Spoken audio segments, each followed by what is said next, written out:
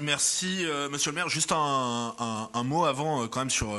On aimerait bien avoir un rapport de la Chambre régionale des comptes qui se penche sur la gestion événementielle de l'Alliance Riviera, parce que vous nous avez mis en avant le formidable concert de Travis Scott. Le seul problème, c'est que des formidables concerts comme ça, on en a un par an. Vous en avez cité deux. Mylène Farmer, c'était en juillet 2023. Travis Scott, c'était en juillet 2024. La réalité, c'est que la politique événementielle de l'Alliance Riviera, c'est un échec absolu. On aura l'occasion d'en reparler. Je ne rentrerai pas sur ce rapport-là dans le détail minutieux. Je comptais sur notre collègue Picard pour le faire, mais on se rend compte qu'il y a finalement un grand absent dans ce rapport, un grand absent, la métropole. La métropole qui est pourtant un petit peu partout. Quand la CRC évoque des charges de gestion en augmentation, c'est malgré les transferts de la métropole et la mutualisation. Ainsi, lorsqu'il s'agit de pointer du doigt, je cite, les dépenses de personnel passées de 280 millions en 2017 à 291 millions en 2022, que la commune n'a pas été en mesure de réduire, je cite à nouveau, malgré un développement important de la mutualisation entre la commune de Nice et la métropole. Lesquelles charges de gestion ont d'ailleurs aussi des conséquences sur la dégradation de la capacité d'autofinancement brut qui s'est poursuivie, cette dégradation, comme la Chambre régionale des comptes le souligne aussi. Et puis il y a du flou. Des relations complexes avec l'imbrication totale des deux collectivités, par exemple, s'agissant des relations entre la commune et la métropole concernant le patrimoine.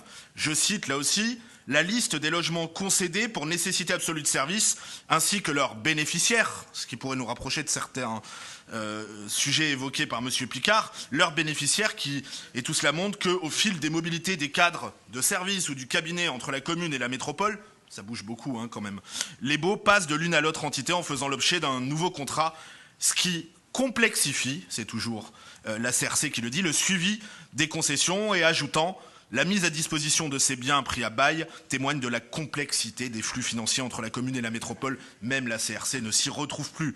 Un peu plus loin, la CRC évoque encore le financement par la commune d'opérations d'aménagement de voirie relevant là aussi de compétences métropolitaines. Bref, on voit que l'enchevêtrement conduit à une forme d'opacité ou à minima de complexité et que par moments, même la CRC peine à s'y retrouver. Imaginez les pauvres citoyens.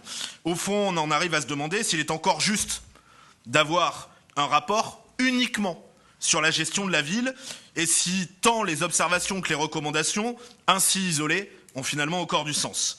Ce pourrait être à notre tour finalement d'émettre une recommandation envers la CRC, car si elle veut prendre en compte la situation financière de Nice, c'est bien à la fois la ville et la métropole auxquelles elle doit s'intéresser, non pas séparément, mais conjointement, qu'on parle de gestion, d'endettement ou bien évidemment de fiscalité, fiscalité dont le poids a considérablement augmenté sur les foyers et les entreprises de Nice ces dernières années via l'échelon métropolitain justement, eh bien un rapport conjoint ville-métropole, cela serait un peu plus clair et éviterait aussi parfois quelques artifices habiles. Après tout, c'est peut-être même le prochain président de la métropole, vous le connaissez peut-être, qui pourrait le demander lui-même à la Chambre régionale des comptes. Dans ce domaine-là aussi, la clarté, ce serait bien. Je vous remercie.